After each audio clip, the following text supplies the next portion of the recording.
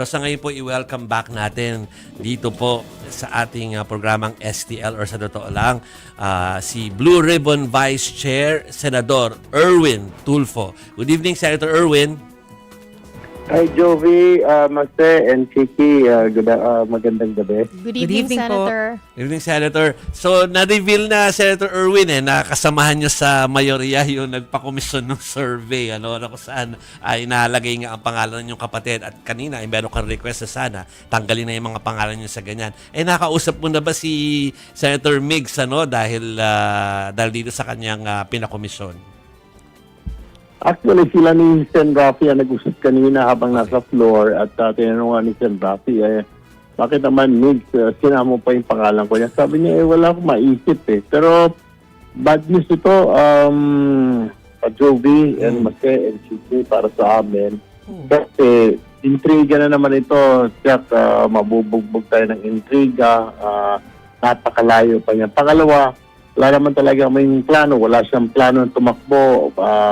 Paulit-ulit na sinasabi ni Sen. Rafi na diyan na lang siya sa Senado. Hanggang dyan lang nga daw siya sa Senado. Maging ako kung tatakbo tayo for re-election, hanggang dito lang tayo sa Senado. Kasi nakita naman natin ng lahat ng mga naging Pangulo talagang sakit sa ulo. Medyo pasan mo kasi yung problema ng sambayanan. Unlike sa Senate, ang problema mo lang ay pagpapasa ng mga batas, panukalang batas. Whereas sa pagding Pangulo, may problema kasi peace and order, may you have to handle economy, healthcare, etc., etc. So, malaking sakit ng ulo ito, Jovi. So, we're not happy. Tapos, yung pakiusap namin, kami nila Sen. Rafi, na baka pwede po, wag na muna kami isama dyan sa mga survey. Marami naman ho dyan na gustong tumakbo at pwedeng tumakbo. Like sila sa administrasyon po, nandyan po si Secretary John Vic Remulla, and alam naman ho namin, ikain naman ho niya siguro yan. Pagdating naman po doon sa liberal, nandiyan naman si Senadora Risa Ontiveros o si Senator Bob Aquino. Nandiyan din po si former Vice President Leni Robredo at si Trillanes, Senator Trillanes, sabi niya gusto niya si Senator Maroso. Maraming mga choices. Ewan ko bakit pinipilit na Senator Rafi. Sabi nga ng utol ko, hindi ko alam kung bakit. But nakikiusap kami na baka pwede wag na muna kami isama sa mga survey. Kasi wala naman talaga kami interest. Yung iba na lang muna. Siguro pag wala na akong tao sa mundo, ayun pa pwede na pwede na kami isama. Senator Erwin, gets namin yan, yung inyong refusal na mapasama sa usapan, sa usapin na yan sa mga panahon na ito ngayon. Pero wag na yung kay Senator Rafi, yung sa iyo na lang muna, Senator Erwin, ha. Pero bakit parang persistent yung talks around political circles na may mga nag-aalok talaga sa iyo na magbise? Can you confirm that at kung ano yung sinasagot niyo kung talagang meron nagtatanong sa inyo at nag-aalok?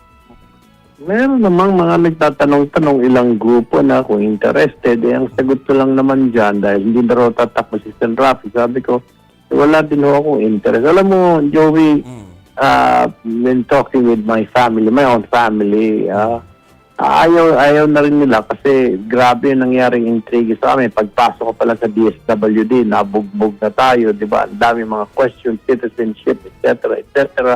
Pagkatapos, pagdating sa party list, question na naman tayo, paulit-ulit.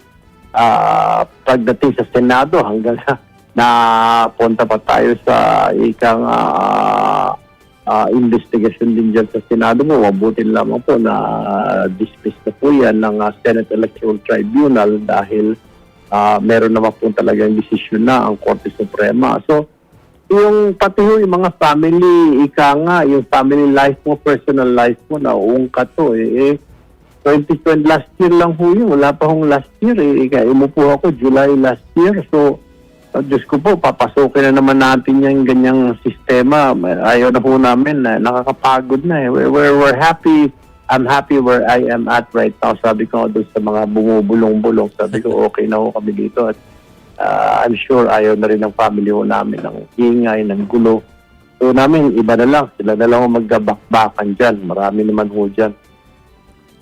Senator, bago ako magpunta dun sa Senate Blue Ribbon na committee issue, Malinaw naman yung naging statement ninyo na wala kayong plano, hindi kayo interesado na tumakbo sa national position, pero alam din po natin ngayon na kumbaga hindi ko alam kung nagkukumahog ang tamang term na maghanap ng pwedeng panlaban sa kampo ng mga Duterte na kumbaga malakas yung panalo. Ano po yung makakapagpa-convince sa inyo kung sakali? Wala po marami Wala naman namang po tao magagaling ho dyan. Marami ho mga magagaling ho dyan. Di po ba? May mga mabigyan. We just have to look around siguro. Hindi lang siguro nag-e-effort right now kasi 2020, start ng kampanyahan siguro sa 2027. Pero marami pa namang tao ho dyan. Hindi lang naman ho kami ang mga tao dito sa Pilipinas. Hindi lang po kami. Ika nga, there are other better politicians. Yan ho ang katotoo dyan. Better than us ho, siguro. Kailangan lang ho tignan o kailangan mag-step forward lang yung tao na yun na kung talagang gusto niya makatulong para ika nga na this country will move forward. Marami naman ho talaga, kailangan lang po talagang mag-volunteer yung tao na yun, come forward na, sige, ako na lang, walang lalaban. Yun siguro, wag na hubo na kami because hindi ko na alam kung bakit nagkaganito bakit kami naitulak dyan, naipasok kami dyan sa mga survey na yun. Nananahimik lang kami, mahappy na kami, Congress dati, si Rafi, hanggang Senate na lang. Hindi ko alam bakit people keep on pushing us, our family, presidente, tapos may mga offer na mga vice president. Hindi ko alam kung bakit talaga. Wala ko kami makita kung anong reason. Sen, linawin ko lang, so closed po talaga kayo, period. Forever, closed. Marami kaya ko nasabi namin. I mean, ang dami naman ho dyan. Sa pagka-presidente, sila Secretary John Vic, si Jason Ontiveros, sila Bam Aquino, sila Lenny Robredo. Ang dami po Marojas. Marami yung choices. Well, Sara Duterte, ayun po. Meron pa, kung hindi ho tatakbo si VP Sara, nandiyan po baka si Senator Bongo. Yung mga ganun ho ba, may mga choices naman ho tayo. Marami ho Buti sana kung isang tao na lang ho talaga dito sa mundo. Marami ho mga choices. I don't know. Kaya pakiusap lang ho namin.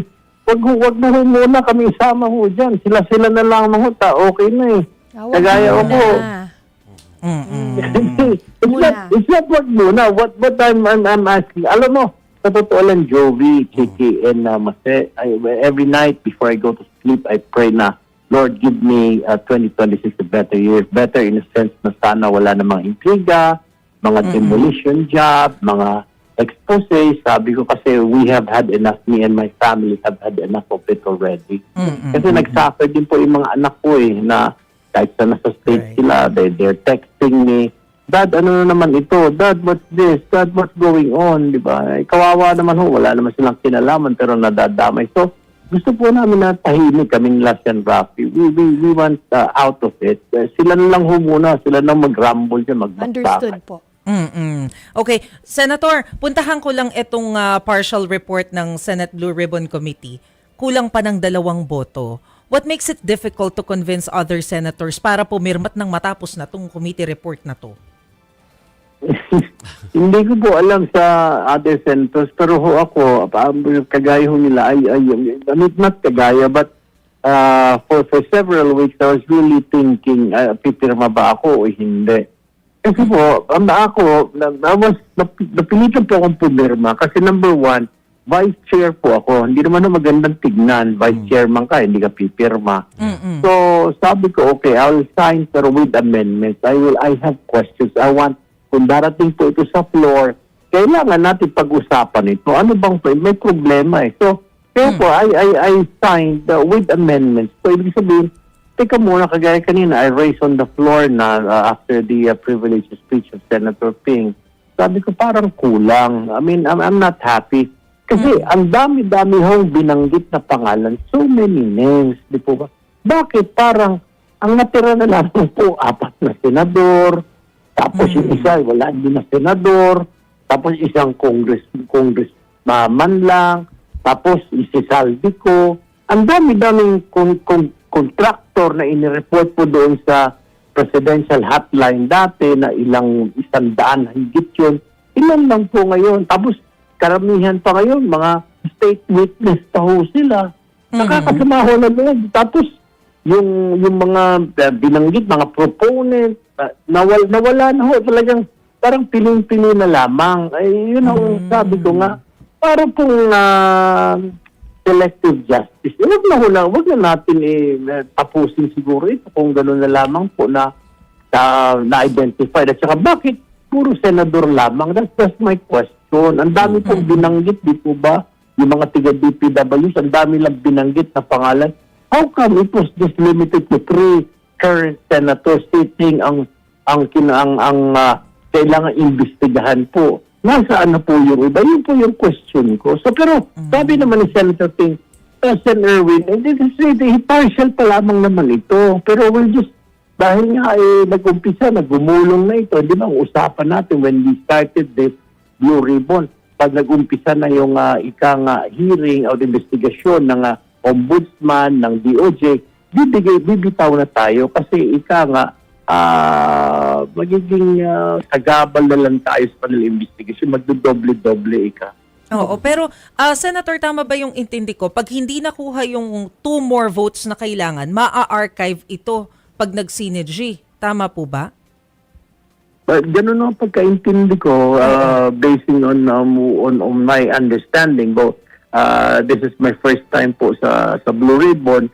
Ganun ang pagkaintindi ko, ganun ang mangyayari doon. Hindi ho maidadakit ho yan, hindi ho maisasubmit, kundi talagang ma-archive na lamang ho yan. So, wala hong patutunguhan din. Pero, siyempre, the people are waiting na parang they were really watching, kasi nga naman, pera din naman ho nila yan. So, I guess, tama lamang po na we have to do something and yung ina-expect po nila. Pero, yung partial pa lamang, ayaw na ho pumirma ng mga kasama ho namin. Hindi ko naman ho mapipilit. Yung magiging chairman po namin, hindi po mapilit yung mga kasamahan po namin. Siguro may mga, they have their own reasons. Ako po yung reason ko lang naman na parang ayaw ho pumirma kasi I'm not happy, parang kulang. So, suddenly talaga kailangan ko ng pumirma. Si SP Soto said, pumirma ka na, vice chair ka pa naman. So I signed, pero parang with heavy heart, I just wrote this there na with amendments. Kasi nga, kailangan natin amendahan yung kung sakasakaling umabot sa floor ito. Kailangan amenda kasi kulang talaga. Kumbaga sa kape, malabnaw. Okay. Pero, Senator, sabi nga po ninyo, nahihirapan mag-convince doon sa iba nyo pong kasamahan sa Senado. So, if that's the case, may chance pa ba to bago June, tama ba? June 3 ba yung synergy? 6 po yata. 6. Okay po. Okay. But I don't know kung anong strategy po ang gagawin ni Senator Ping, kasi kahit si Senator Soto to convince others. I really don't know. At saka iba-iba po yata ang reason ng mga kasamahan ko ho, na kaya ho hindi sila pumipirma. Yung sa akin lang naman ho, the reason was like para nakulangan po ako. Siyempre, pero may masama naman kasi tingnan. Vice chair ka. Pero yun nga ho, yun ang decision po ng chairman na ilabas na po yung partial report. Yung mga taong bayan nag-aantay, parang sobrang tagal na paikot-ikot na lamang. Tapos gumulong na po yung investigasyon ng ombudsman. So parang baka maapakan na ho namin yung trabaho na ginagawa po ng ombudsman pag-iimbestiga. So po namin sana i-turn over na lahat ng mga ebidensya na nakuha namin. Bahala na po ang ombudsman na magpatuloy po sa investigasyon. Good evening po, Senator. Si Chicky Verhel po. Ito, puntahan ko na po yung impeachment trial kung sakaling magkaroon po ng impeachment trial po, no? Nag-prepare na po ba kayo? Anong klaseng preparations yung ginawa na po ninyo o ginagawa ninyo? Actually, we were informed, nagkaroon po kami ng meeting po, yung majority last month po, tinatawag po ni Senator Soto in attendance to Senator Ping, Senator Win, myself, Senator Camille Villar, Senator Tiveros. napag-usapan ho yan na we have to be ready, be prepared, pero nandyan pa rin po yan sa Kongreso. So, alam mo namin na we really have to be prepared for this pag dumating na po inakyat na po sa Senado. Oo. Sabi po ni SP Soto po no na yung pag dumating sa Senado, forthwith naman i-convene yung impeachment court, pero pagdating po doon sa actual trial na po hindi naman po pwedeng agad-agad daw. Kasi sabi po niya, syempre kailangan magpadala ng imbitasyon, for example, kay VP Sara and I don't know, maybe other resource persons. So from the time po na mag-convene po yung impeachment court to the actual trial na magsimula po, na-discuss nyo po ba kung gaano katagal po itong mga preps bago magsimula ang trial kung sakali magkaroon? Compute ko po kanina kung say matatanggap po namin ito by next week. Magko-convene pa naman po dahil tinanong ko po sa SP na immediately magko-convene po. Pero syempre tama po kayo na yung mga invitations, kailangan din po pasagutin yung defense, di ba? Kailangan din ho ng mga bago po yung trial proper po. And tinitignan ho namin, baka kasi parang kung titignan ho, tutusin, parang 2 weeks na lamang po yung session po namin is 14 days na lang po, sinid na po eh. So, definitely, baka mga July po yan or mga end of June. Medyo mahaba po yung sinidyo po namin, June 6 po hanggang July 26 yata po pag-sona ng Pangulo. Pero baka hindi na po namin naantayin na mag-sona pa, baka mag-resume ulit po kami by July para umpisahan na po yung trial. If ever na-accept po sa Senado. Sino po kaya yung mga top of mind na gusto nyong imbitahan po o sa tingin po ninyo very important na mapunta as a resource person dun sa impeachment trial again kung sakali magkaroon? Hindi ko pa po kasi nakikita yung nilalaman nung sa Committee on Justice ng Congress na kailangan magpaliwanag po dyan. Kailangan ko po makita siguro gagawa. Yan, isa pa po sa dahilan yan. Kailangan po magpapaprint. Ilang pages po yan at ilang po kami, 24 po kami. Siyempre, both the prosecution at saka defense bibigyan po ng copies yan. Marami po. So, hindi ko pa ako nakikita. For now, hindi ko alam. May mga gusto po akong, siyempre, gusto ko makita yung sinasabi po yung AMLAC, di ba? Yung Anti-Money Laundering Council. Isa siguro talaga yun. Kailangan natin marinig sila na ano ba ito? O saan niyo ba kinuha yan? O ano ba talaga? Kayo nasasabi na ganito. May katotohanan ba ito? Dahil may mga lumalabas po na may mga may mga glitches daw, etc. etc. So, gusto natin makita o sagutin niyo, may accusation sa inyo. Ano ba talaga? Tama ba ito? Is it 1 million ba o 1 billion? Ay paliwanag niyo. So, gusto natin makita ho yun na magpaliwanag ko din po sila dyan sa Senate.